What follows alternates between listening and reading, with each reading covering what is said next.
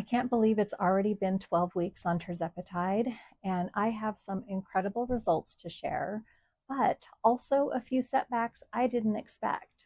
From weight loss and body composition changes to challenges with hydration, protein, and strength training, I'll break it all down. We'll talk about the good, the bad, and what I'm doing to get back on track.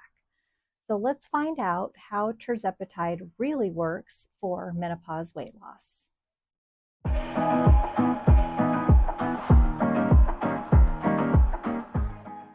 Hi, I'm Dr. Julie Kruger, a licensed physical therapist and certified health coach.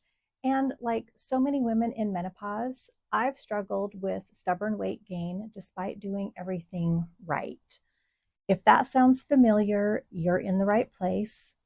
Today, I'm sharing my 12-week Tirzepatide weight loss results, body fat changes, and updated measurements, but also the real challenges I faced after getting sick and struggling to get back on track. If you're on a GLP-1 medication like Tirzepatide and dealing with hormonal weight gain, you know it's not always easy, but you are not alone. So let's start with the big question. How much weight have I lost in 12 weeks? Are you ready for this? I'm down 17.7 pounds, which is just amazing. That's an additional loss of 5.2 pounds over the past 4 weeks. My weight at the start of this journey was 173.4, so this brings me down to 155.7 pounds. I really couldn't be happier with my Tirzepatide weight loss results. But weight is just one piece of the puzzle. Body composition is just as important, and that's where things got a little interesting. Before I get into what happened with my body composition, real quick, I just want to give you an update on my body measurements. Over these 12 weeks, I've lost a total of 11.75 inches across my entire body. 1.25 inches in my first 4 weeks, 5.25 inches in my second 4 weeks, and another 5.25 inches in these last 4 weeks. I've lost 2.5 inches in my waist, 2 inches around my hips, and 1.25 to 1.5 inches on each of my thighs, and 1.75 inches around my chest, which includes some of that back fat. If you've ever been frustrated by the scale, this is why tracking inches and body composition is so important. It can reveal how your body is changing in ways the scale alone cannot. If you're only relying on the scale, you're missing out on some very important details and some of the real progress you're making. If you're tracking inches, body fat, or taking progress photos alongside tracking your weight loss, let me know in the comments what's been the most surprising part of your progress. For me, it was seeing the changes in my progress photos, which I'm taking every 8 weeks. So I'll have more progress photos to share in my next 16-week update. Okay. I have one more really exciting update, and then we'll get to what went wrong with my body composition. When I first started my GLP-1 weight loss journey, my metabolic age was 66. And keep in mind, I'm only 54. But after 12 weeks on Tirzepatide, losing almost 18 pounds and 5% body fat, my metabolic age is now 58. That's an 8-year difference in my metabolic health in just 12 weeks. That's a huge improvement. My clothes are fitting better, I feel lighter on my feet, and I really do feel healthier overall. But as with any journey, it hasn't been all smooth sailing. Even with these great results, I've had my fair share of struggles. One of the biggest was getting sick a few weeks ago, which really threw me off. My appetite dropped, my water intake plummeted, my exercise routine fell apart, and I lost some of my strength.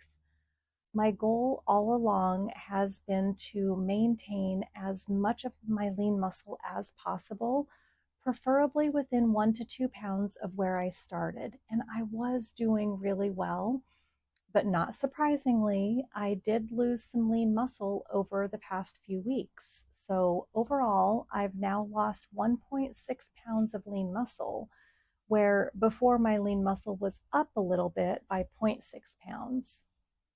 So while I'm still within my goal of 1 to 2 pounds, this loss of lean muscle and being dehydrated also resulted in a small increase in my body fat percentage.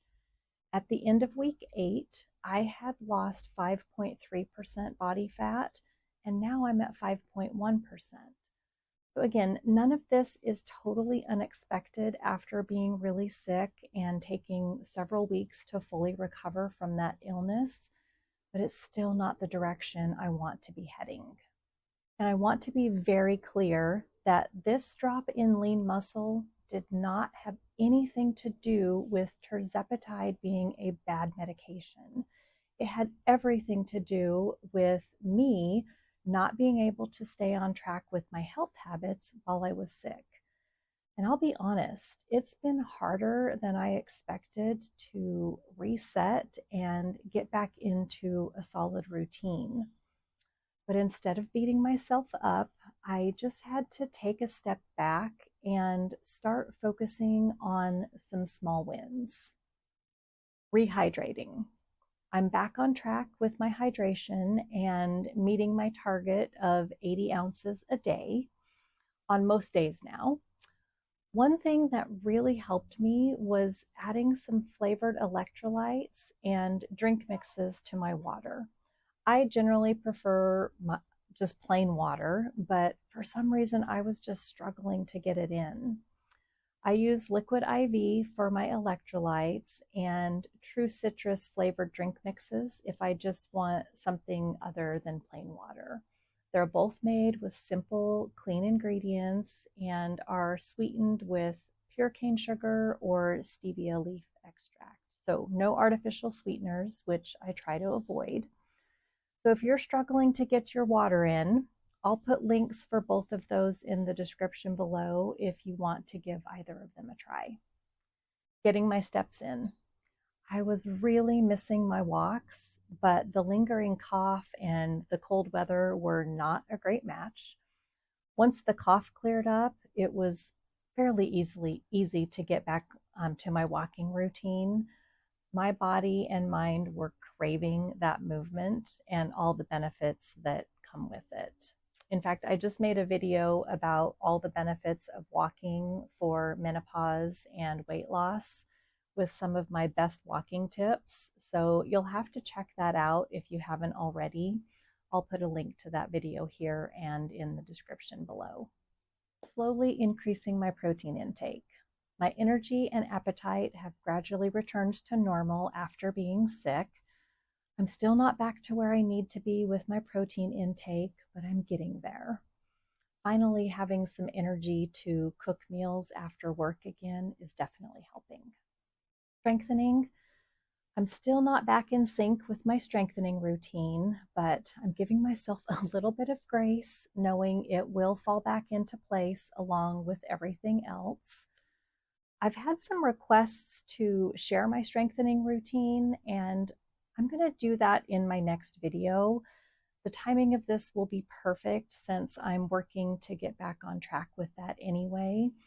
And I'll probably be making some adjustments to my workouts to help rebuild some of the lean muscle that I've lost. So stay tuned for that.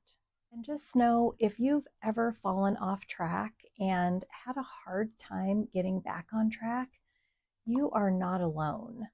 It's not about perfection. It's all about progress. In fact, let's help each other with some more tips in the comments on this one, because I think getting off track is more common than we might think.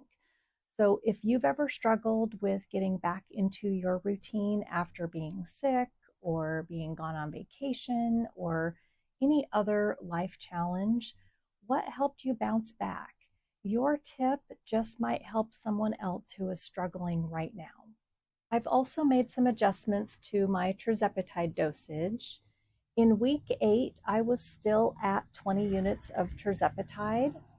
I lost less than 1 pound in week 9, so I increased my dosage to 25 units and have remained at 25 units since. Real quick, I also want to give you a breakdown on my costs so far.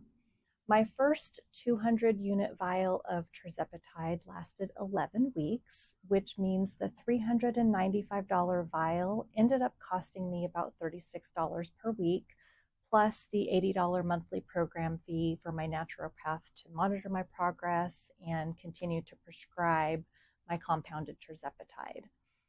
If I stay at my current dose of 25 units, my next vial should last 8 weeks, which would make it about $50 per week. So we'll see how it goes, and I'll keep you updated on any future dosage changes. But overall, compared to some GLP-1 medications costing over $1,000 per month, my tirzepatide plan is significantly more affordable. Okay, side effects. I really don't have anything new to report. For me, an additional mild headache or mild nausea has been very manageable. Staying hydrated and eating regularly have been the biggest factors in keeping side effects under control.